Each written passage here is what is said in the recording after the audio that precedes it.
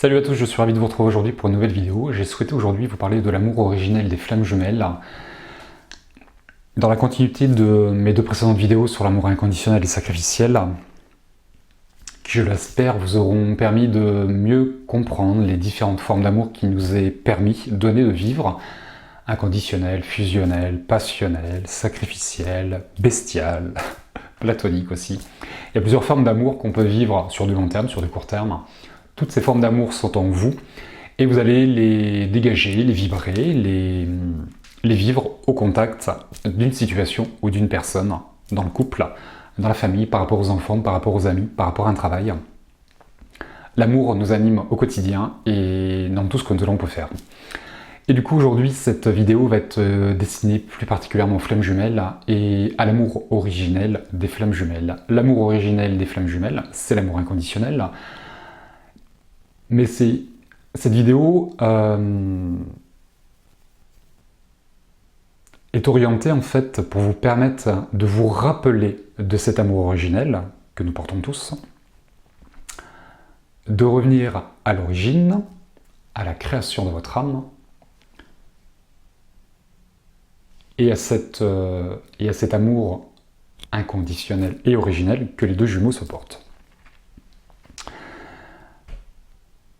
Au début, lorsque j'ai commencé à faire mes vidéos sur les flammes jumelles, dans mon parcours, je me posais pas la question de savoir comment les âmes jumelles étaient créées. Je savais, on m'avait expliqué que c'était une âme qui était scindée en deux, et je n'avais pas cherché à savoir pourquoi.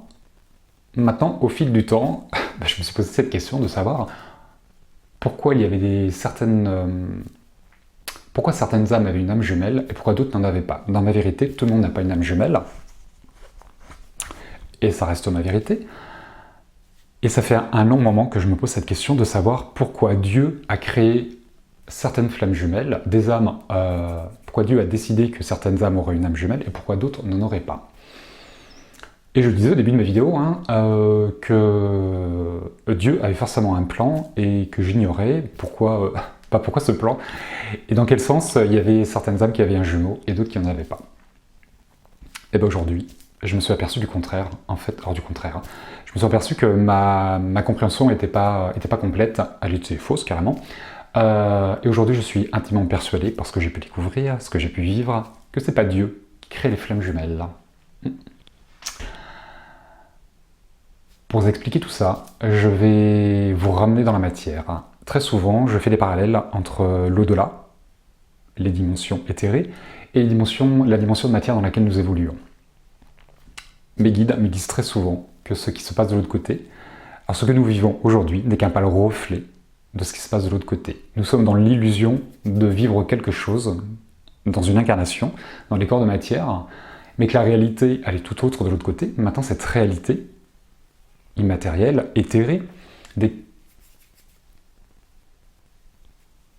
très identique à ce que nous pouvons vivre sur Terre. Partons de ce principe, en collaboration, en étroite collaboration avec mes guides, j'ai fait mes recherches et je me suis rendu compte en fait, si je pars pour comprendre la naissance de l'âme et pourquoi il y a des âmes jumelles de l'autre côté, je me suis intéressé à ce qu'il y a sur Terre. Sur Terre, les naissances gémellaires sont exceptionnelles. Je parle de naissances naturelles.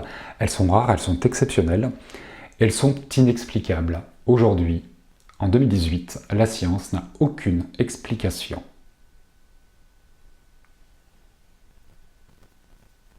Par rapport à ces jumeaux terrestres. Pourquoi un embryon se scinde en deux? La science n'a trouvé aucune explication. Pour eux, c'est un phénomène naturel. Ils n'ont pas su expliquer. Peut-être qu'un jour ça s'expliquera, ou pas. En l'occurrence, aujourd'hui, il n'y a aucune explication. Et tous les bébés n'ont pas un jumeau. Ça reste exceptionnel. Un petit peu, comme dans ma vérité, par rapport à l'autre côté. Ok. Lise Bourbeau a fait un livre exceptionnel, j'ai envie de dire, sur les 5 blessures de l'âme. Alors ces 5 blessures de l'âme, nous les portons tous, et il y en a une ou deux que nous allons porter beaucoup plus profondément que les autres. Maintenant, ces blessures de l'âme, on nous les inflige à la naissance, ou les 5-6 premières années de nos vies. Je crois que c'est jusqu'à 6-8 ans, quelque chose comme ça. Et en vieillissant, en grandissant, en évoluant dans nos incarnations, nous allons tôt ou tard nous confronter à cette blessure qui remonte à notre naissance, à notre origine de notre incarnation, pour la comprendre, la guérir, la libérer et être en paix avec notre naissance, avec ce que nous avons vécu quand nous étions petits. Une blessure, pour la comprendre, pour la guérir, il faut la comprendre, il faut se baigner dedans et arriver à lui donner un autre sens, à le regarder différemment. Du coup, si j'arrive à regarder ma blessure différemment, par exemple, pour le rejet, oui, j'ai été rejeté ou abandonné, c'est une réalité. Mais dans cette réalité, on peut aussi comprendre quelque chose. Cette réalité, on peut la regarder différemment, sous un autre angle, et lui donner un autre sens à l'événement d'abandon ou au rejet. Une fois que vous avez guéri votre blessure, c'est ce que vous allez faire. Le rejet ou l'abandon que vous avez vécu à la naissance ou aux premières années de vos vies, et après même dans les années suivantes, parce que pendant 20, 30, 40 ans, 50 ans, la vie va vous permettre de revivre cette blessure d'abandon et de rejet. Mais pourquoi? Pour revenir à la blessure originelle de votre naissance, liée aux parents. Si vous arrivez à donner un autre sens à votre blessure originelle, à votre naissance aujourd'hui, à votre incarnation, vous verrez que toutes les autres blessures d'abandon et de rejet que vous avez vécues dans votre incarnation vont disparaître elles aussi. Ah vraiment, je guéris la principale, la première blessure, la blessure originelle de ma naissance aujourd'hui, dans mon incarnation. Les autres vont automatiquement être guéris, tout simplement parce que je vais percevoir le rejet différemment, ou l'abandon, ou une autre blessure, peu importe. Changez de regard sur la blessure, sur ce que vous avez vécu, regardez-le différemment sous un autre angle et expliquez-le différemment. Oui, j'ai été abandonné, mais ça m'a permis aussi de vivre quelque chose de positif, d'évoluer, d'aller vers l'autonomie, peu importe, de m'aimer moi. Il y a toujours quelque chose à en sortir.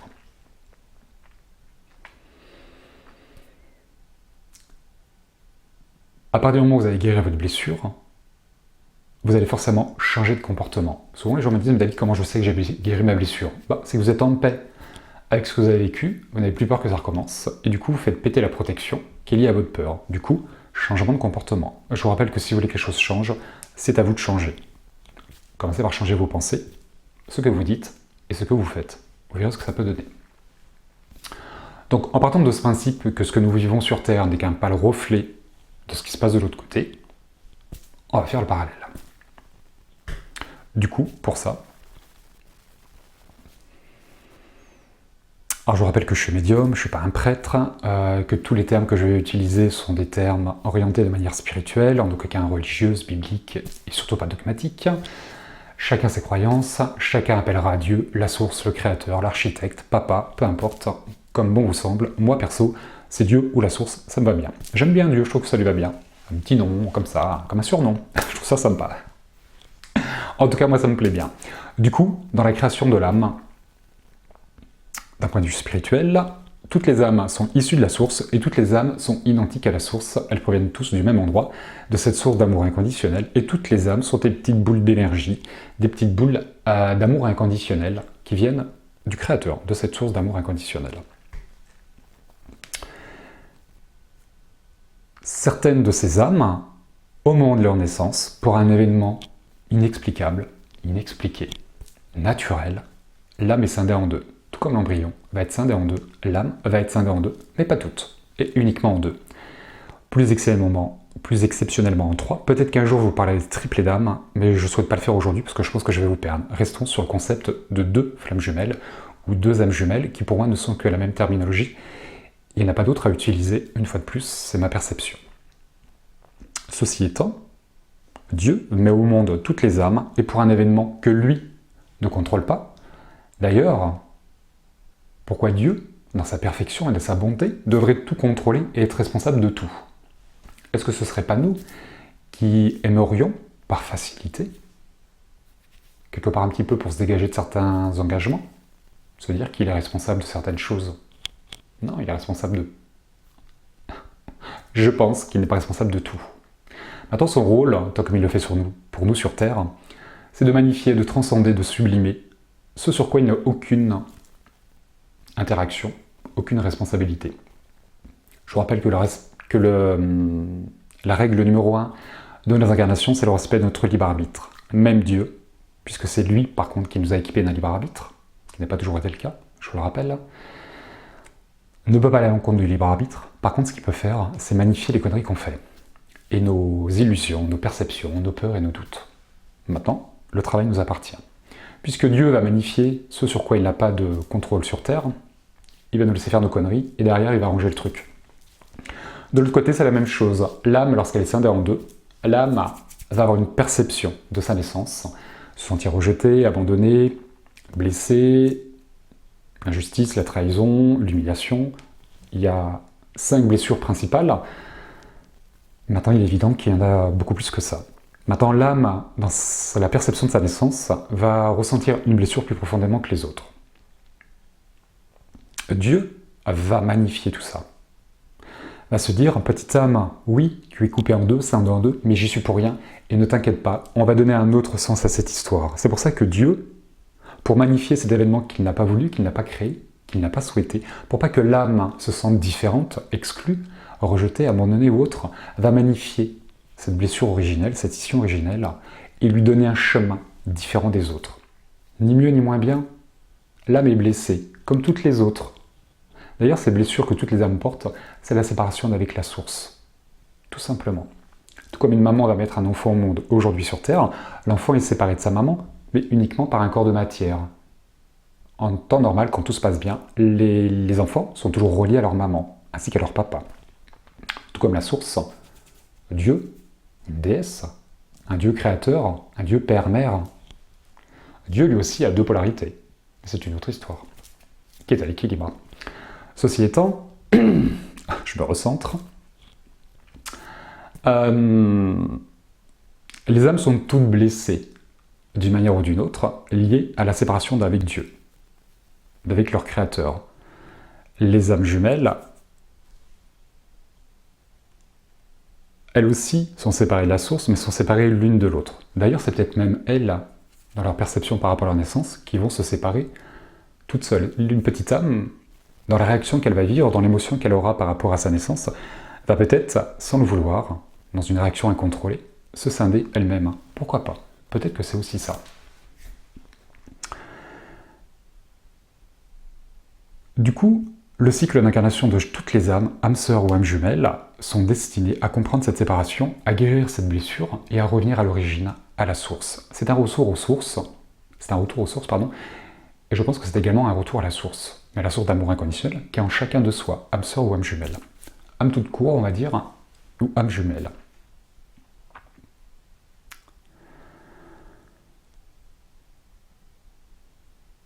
Cette blessure, au niveau de l'âme, d'ailleurs Lise Bourbeau, alors je ne la connais pas personnellement, peut-être qu'un jour j'aurai l'occasion d'échanger avec elle à ce sujet, elle appelle ça les blessures de l'âme, alors que nous les vivons aujourd'hui sur Terre, dans nos incarnations. Mais ce que nous vivons sur Terre, toujours en partant du principe que ce n'est qu'un pâle reflet de ce qui se passe de l'autre côté, puisqu'on appelle ça une blessure de l'âme, c'est parce que nous vivons nous, on l'incarne cette blessure, mais elle ne nous appartient pas. Est-ce qu'elle appartiendrait pas plutôt à notre âme, et liée à cette naissance justement? Donc l'âme, tout comme nous faisons sur Terre, on évolue, et tôt ou tard on va se confronter à cette blessure pour la comprendre, pour changer un regard et lui donner un autre sens. L'âme, dans son cycle d'incarnation, va planifier son cycle d'incarnation pour, au fil du temps, évoluer, grandir et guérir cette blessure originelle, être en paix avec elle-même, avec sa naissance et avec la source. Le parcours de flamme jumelle, ou le parcours d'une âme simple, n'est pas mieux, n'est pas moins bien, il est juste différent. Dites-vous qu'il est bleu, et que ceux qui n'ont pas d'âme jumelle, votre parcours est vert, tout simplement. Est-ce que bleu ou vert, à part une sorte de couleur, est-ce que c'est mieux ou moins bien? Franchement, j'en sais rien. Et je suis persuadé que non. Ce sont juste des chemins qui sont différents, en fonction de votre naissance. Vous n'êtes pas responsable de sa naissance. Non?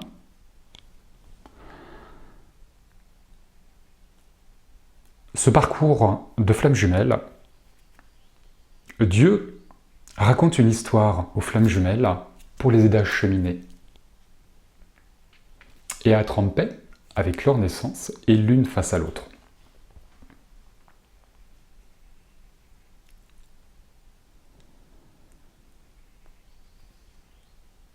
Au fil de leurs incarnations, les flammes jumelles vont se retrouver en fin de cycle d'incarnation. Les âmes jumelles ne s'incarnent jamais ensemble, si ce n'est en fin de cycle d'incarnation. Je ne parle pas de dernière vie. Pour moi, une dernière vie, ça ne veut rien dire. Si ce n'est flatter l'ego de certains, même si c'est parfois le genre d'informations que les guides peuvent donner, ça n'engage que moi, je trouve que c'est très égotique. Ceci étant, les flammes jumelles ne s'incarnent jamais ensemble, elles s'incarnent ensemble uniquement en fin de cycle d'incarnation, qui va représenter 2, 3, 4, 5 vies. Je ne pense pas qu'il y en ait beaucoup plus. Maintenant, puisque ces flammes jumelles ne s'incarnent qu'en fin de cycle d'incarnation, elles n'ont aucun parcours en commun. La seule chose qu'elles ont en commun, c'est leur naissance. Donc dans vos cheminements, jeunes gens, il sera intéressant de vous rappeler de cette création, de la création de votre âme, de la création de cette scission, de la blessure originelle qu'elle a engendrée, pour la comprendre et la guérir. Et comme vous n'avez aucune histoire en commun, si ce n'est les 2-3 dernières vies, il est intéressant de vous rappeler de cette blessure originelle et de l'amour que vous portiez. L'amour inconditionnel que les flammes jumelles se portent, c'est l'amour originel, car c'est le seul amour qu'elles ont en commun au moment de leur naissance. Ensuite, elles ne se voient pas. Elles n'évoluent pas ensemble sur Terre. Lors de leurs expériences en commun sur Terre, en fin de cycle d'incarnation, les flammes jumelles doivent se rappeler de cet amour. C'est pour ça qu'il y a une reconnaissance. Rappelle-toi de moi, mais derrière rappelle-toi de moi, c'est rappelle-toi de l'amour que l'on se porte. Au moment de la création des flammes jumelles, lorsqu'elles sont l'une face à l'autre, les flammes jumelles s'aiment naturellement, spontanément, sans raison, inconditionnellement. Et la séparation que vous vivez aujourd'hui sur Terre est là pour vous permettre de revivre la même chose. Rappelez-vous de cet amour, déraisonné, sans raison, sans peur, sans doute, naturellement, spontanément, inconditionnellement, je t'aime. C'est un petit peu ce qu'on fait dans la médecine chinoise ou dans l'énergétique. C'est aller à la cause du mal, de la maladie, à la source, à l'origine, à la cause, et pas aux conséquences. La médecine traditionnelle occidentale a tendance à soigner la conséquence et pas la cause. Alors que nous, en tant qu'énergéticiens, médecine chinoise ou autre, on va à la cause, à la conséquence, à l'origine du mal. Ce qui fait que si on soigne la source de la maladie, la conséquence disparaît. Et que si je soigne que la conséquence, la maladie sera toujours présente. Et si nous étions la conséquence de notre naissance, justement. Sur Terre, c'est ce que nous faisons. Nous tentons de comprendre la blessure que nous avons vécue à notre naissance. Notre âme doit forcément faire la même chose. Revenons à l'origine de notre naissance.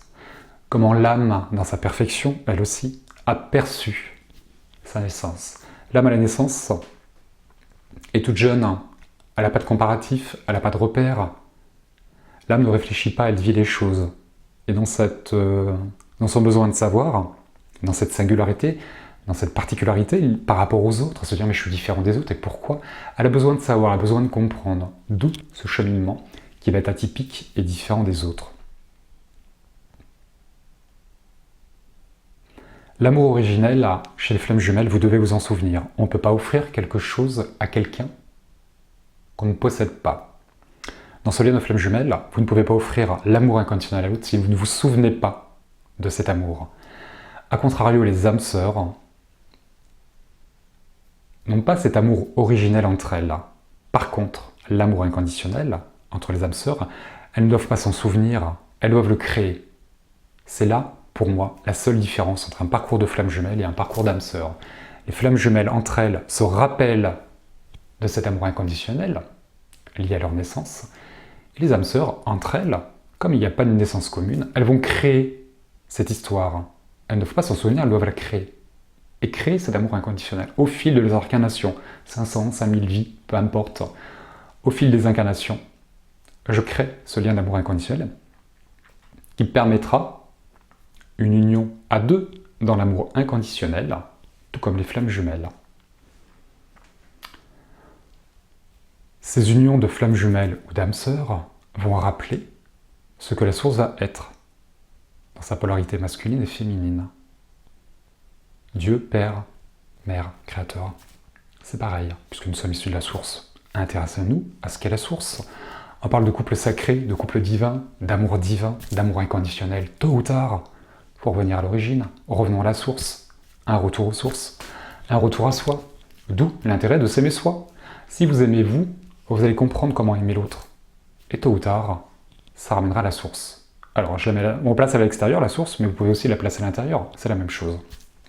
Vous voyez l'importance de vous rappeler de cet amour inconditionnel et de rester axé sur l'amour inconditionnel, dans lequel il n'y a pas de peur, il n'y a pas de doute. Tant que vous serez dans des peurs et dans des doutes, vous ne serez pas prêt. Maintenant, une fois de plus, la réunion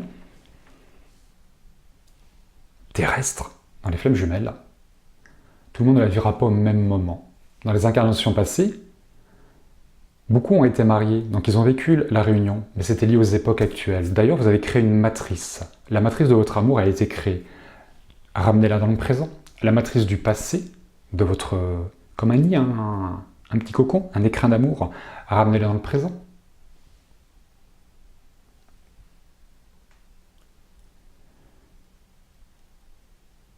La réunion, il y a des gens qui vont faire 95% du travail au niveau des blessures, au niveau des peurs, d'autres sera 50%, tout dépendra du karma, tout dépendra de cette matrice. La réunion et la fusion sont deux étapes différentes. D'ailleurs, peut-être que cette vidéo permettra de comprendre. Alors la réunion, je suis désolé, mais la réunion, c'est un couple. Je ferai une vidéo sur la réunion des flammes jumelles, hein. Mais c'est être en couple, ça va être deux, vivre l'histoire à deux. Et dans la matière, bah ouais, tout simplement. Ces histoires, c'est pas une romance, on est d'accord. Maintenant, on peut peut-être la romancer et faire en sorte que ce soit une romance. Ces histoires sont extraordinaires, tout simplement parce qu'elles sont ordinaires. L'extraordinaire ne peut qu'exister face à l'ordinaire. Cette histoire de flamme jumelle est extraordinaire parce qu'à la base, elle est extrêmement ordinaire. C'est ça l'extraordinaire. Vous êtes encore nombreux à fantasmer ces histoires. Encore bien vous fasse. Maintenant, arrêtez de les fantasmer. Tous ceux qui se tapent le mur, là, qui se tapent la tête dans ces histoires, arrêtez de vous taper dedans. Arrêtez de fantasmer ces histoires. Maintenant, ça vous appartient. Si le fantasme vous accompagne, restez dans le fantasme. Maintenant, tôt ou tard, arrêtez de fantasmer. Ouvrez les yeux, rêvez votre vie, mais pour la réaliser, pas pour tomber dans un fantasme. Je reviens à l'essentiel de cette vidéo. Je dis ça parce que vous êtes nombreux à me contacter en me disant « David, ça va pas, ça va pas, ça va pas. Il y en a qui veulent se suicider, il y en a qui perdent les pédales, il y en a qui font n'importe quoi. » Ouais. Ouais, on n'est pas bien dans ces histoires, mais on n'est pas en perdition. Ouvrez les yeux, réveillez-vous, rappelez-vous de qui vous êtes, rappelez-vous d'où vous venez. C'est important. Et ouais, ça m'anime. Qu'est-ce que...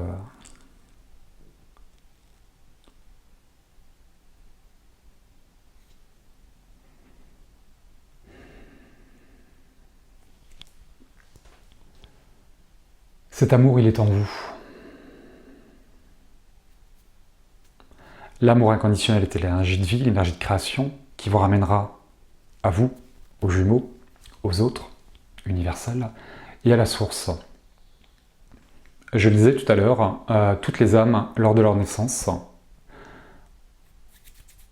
ont une perception de leur naissance qui va les laisser penser qu'elles sont séparées de la source, alors que la source ne se sépare pas de ses enfants, de ses créations, de ses âmes.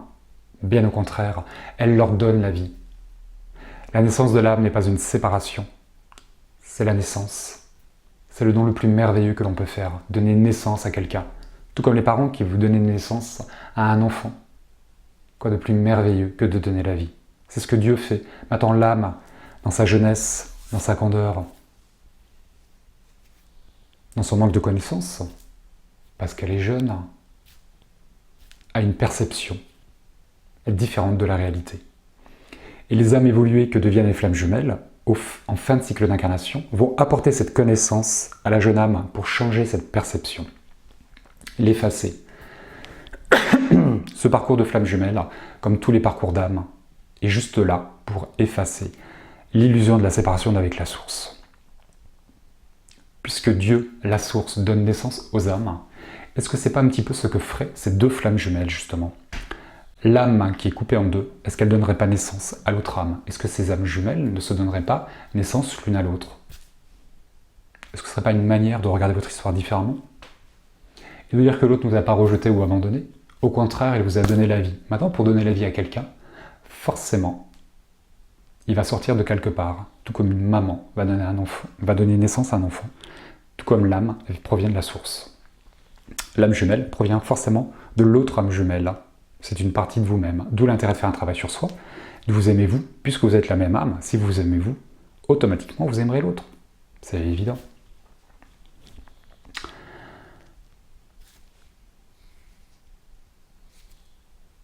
Je crois que j'ai tout dit. J'espère que cette vidéo sera assez précise, que les deux parallèles seront suffisamment clairs pour vous permettre d'entrevoir quelque chose d'autre. Cette vidéo va être accompagnée d'une méditation que nous avons créée ensemble, comme un petit peu tout ce que je fais. Il y en a encore des personnes qui me demandent « Mais David, d'où vous tenez vos informations et c'est quoi ce que vous racontez là ?» Bah, ce que je raconte, c'est que je suis médium, je suis un homme, donc tout ce que je raconte, c'est mon parcours d'homme et de médium. Voilà, pour ceux qui ne comprennent pas, bah, trouvez vous-même la réponse. Et du coup, cette méditation guidée va être... je la publie dans les jours qui viennent, hein, c'est vraiment pour laisser le temps de recevoir cette vidéo, de la digérer, de la comprendre, de vous poser certaines questions, et ensuite, vous le ferez si vous souhaitez, une méditation guidée pour revivre la création de votre âme et revivre la scission originelle et la blessure que vous avez vécue, que vous avez pensé vivre, peut-être mieux identifier votre polarité également. Il y a de grandes chances que vous rencontriez votre flamme jumelle dans cette méditation. Peut-être aussi vous allez vous rendre compte que vous n'en avez pas. Chacun vivra ce qu'il a à vivre. Quoi qu'il en soit, il y aura forcément plein d'émotions dans cette méditation qui va ressortir, comme toutes les méditations. Les méditations sont là pour vous travailler. Les méditations, c'est un outil, c'est pas une baguette magique. Et cette méditation est axée, orientée pour vous permettre de revivre cette naissance, cette scission, et de vous rappeler de cet amour originel, l'amour inconditionnel. Voilà, donc dans les jours qui viennent, elle va arriver, elle est prête. Et pour ceux qui ne méditent pas, bah, tant pis pour vous, c'est pas ce que vous perdez. Je vous invite à l'écouter si ça vous parle. Maintenant, ça ne vous parle pas, tant mieux. C'est ok pour moi. Voilà, je crois que j'ai fait le tour. J'insiste sur le fait que c'est pas une fatalité de rencontrer sa flamme jumelle, et que c'est pas non plus une fatalité si vous ne l'avez pas rencontrée. Sortez des culpabilités, sortez de vos colères, sortez de vos hontes, sortez des fantasmes. Cette histoire, elle est à vivre sur Terre, nulle part ailleurs. Sinon, nous ne serions pas sur Terre. L'âme décide de s'incarner pour évoluer sur Terre et incarner quelque chose. Je redis, quel est l'intérêt de venir se reconnaître sur Terre pour fusionner de l'autre côté et se réunir de l'autre côté? Oui, les âmes se réunissent de l'autre côté, mais nous l'incarnons sur Terre. Nous manifestons ce qui se passe de l'autre côté, ni plus ni moins. Maintenant, c'est pas un fantasme. Il faudra peut-être plusieurs incarnations pour le faire, c'est aussi une réalité. Revenez sur Terre. Nom de Dieu. Voilà, je vous embrasse bien fort, je vous dis à très bientôt pour une prochaine vidéo, et d'ici là, prenez soin de vous.